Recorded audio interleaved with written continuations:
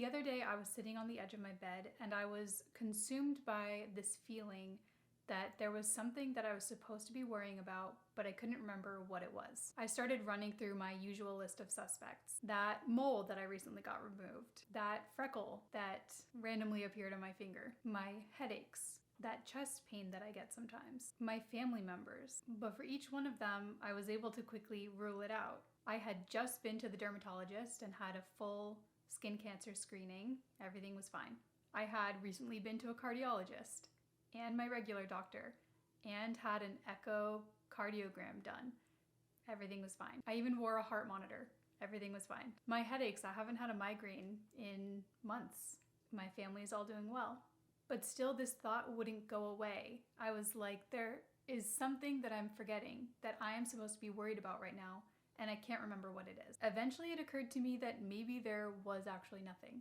Maybe I didn't have anything to worry about at that moment. And this was a really strange realization for me because when I thought about it, I think I've been worrying since I was a child. My parents used to joke that I was 8 going on 80 because even when I was young, I was always looking out for danger and worried and expressing fears. But eventually I just accepted that actually this is what I've been working in therapy for months. I have been waiting for this moment where my mind could just relax, where my body could relax and I could exhale and not have something taking over my brain. So this is how I arrived at that moment. If you're like me, it can be hard to accept that worrying is not actually helpful and it's not productive. In fact, it's really not necessary at all. I've heard it likened to sitting in a rocking chair. It gives you something to do, but it really doesn't get you anywhere. So the first thing that really helped me is doing a values exercise and identifying what my values are and how often am I making choices and doing things that are stemming from those values versus actually acting out of fear. So as an example, something I struggle with is worrying a lot about going to malls and movie theaters. I would actively not go see a movie with friends, with my boyfriend, because I was too consumed by worry about what could happen. Or I knew that I wouldn't enjoy the movie anyway because I would just be looking around and kind of like on edge the whole time. And how sad is that? That I can't go enjoy a movie because I'm making a decision not to go because of my fear, instead of making the decision to go because it would be fun and it would get me out of the house and it would give me a chance to connect with others and see something entertaining. Another example, I was recently in Sedona. I took a trip with my dad and did a lot of hiking. And my dad wanted to go up all these little rock scrambles and he wanted to keep going higher and higher and higher. And I was just so terrified the whole time that I would basically fall to my death. Even though there were tons of people, tons of less experienced climbers and hikers than we were. And yet I reached this point where I was like, I'm not going any farther. I did recognize in that moment that I was kind of missing this opportunity to do something that would have been really fun, really cool to say, I reached the top of Bell Rock with my dad. But instead I stopped kind of halfway because I was just so nervous. Every step I took, I was like, my sneaker is gonna slip and I'm gonna fall all the way down, basically. And it's things like that that eventually, I mean, I'm not perfect still, but I'm really aware of when I'm being held back by fears and worries and kind of taking more risks in those moments because the payoff of the joy and the fun and the experience and memories usually outweighs any danger that your mind is like on high alert for. And so this kind of leads into the next thing that helped me, which is recognizing that possibility does not equal probability. This was huge for me. Until recently, I saw danger everywhere. Like anything that my mind could come up with that could possibly happen or go wrong, or anything that I had seen on the news anytime in my life, I was convinced and had this distorted perception that because it was possible, therefore it was probable, and it was probably going to happen to me. And if you have OCD like I do, you know that it can latch on to really anything. Anytime there's the smallest amount of doubt, it loves that. And so it doesn't matter how many times people say, that's That's not likely to happen. Like, that happens so rarely. That doesn't matter to you because you know that if it's a 1% chance, you're going to convince yourself that you're going to fall into the 1%.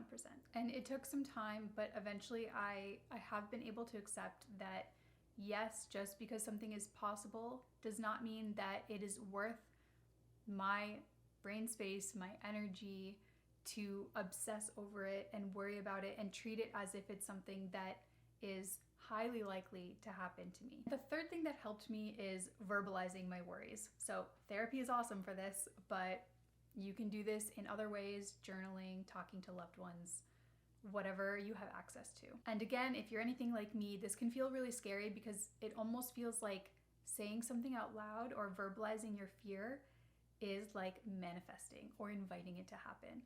But I'm here to tell you that that is not true. And I do want to just note that this is not the same as seeking reassurance, because that can actually kind of backfire.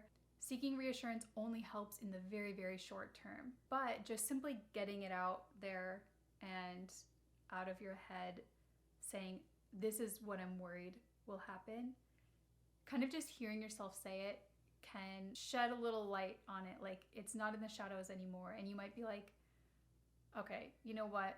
Am I really gonna miss out on this like awesome opportunity or this thing that I want to do just because I'm saying that I'm really worried about this obscure thing happening? It can also just sort of help you to know that now you've made somebody else aware of your worries and they can kind of share responsibility for this theoretical danger that you're anticipating. The fourth thing I did was set limits on the social media and news that I consume. And I don't want this to be confused with avoidance, because actually exposing yourself to the things that you're afraid of and watching videos of the things that you're scared of happening, or purposely thinking about the things that you're really worried about, it can actually start to detract from its power and lessen kind of that body response that you get when you think about something or hear something. But I also know now that I've done that, in my daily life, I just am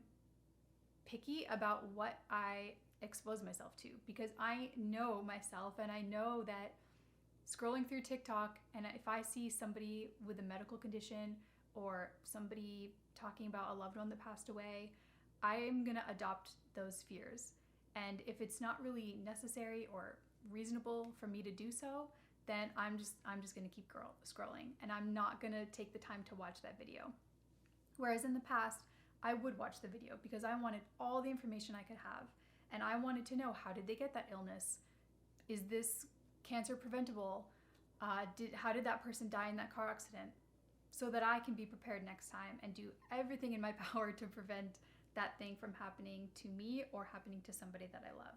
I was constantly just trying to be prepared for every possible scenario that could ever happen to anybody, anywhere. Now I recognize that some information is helpful, yes, but I don't need to go seeking every bit of information about anything just because it's possible. I know that if some obscure situation is gonna happen, my instincts will kick in, people around me might know what to do, I can call 911, like there are people trained in everything, and those are the people that need the wisdom and the knowledge and to study this stuff, but I don't need to do that. The last thing that helped me and completely changed my life, I'm sure you can guess, is therapy. And for me, it wasn't just any talk therapy, it was specifically ERP, which is exposure and response prevention. And it was a complete game changer, because that is really what brought me to the point that I am today. I still think I worry more than the average person, but I can catch myself when I'm in those like thought spirals. I can say, Molly, you are just worrying right now, and this is literally not getting you anywhere. It's just like wheels turning, and you're actually just staying in the same spot. You're not actually more prepared for something bad happening. Be smart. Please don't swim in the ocean when there's riptides, but also don't be afraid to ever touch the ocean with your toe. I'm just tired of spending my life bracing myself for things that may never happen and then just missing out on actually living.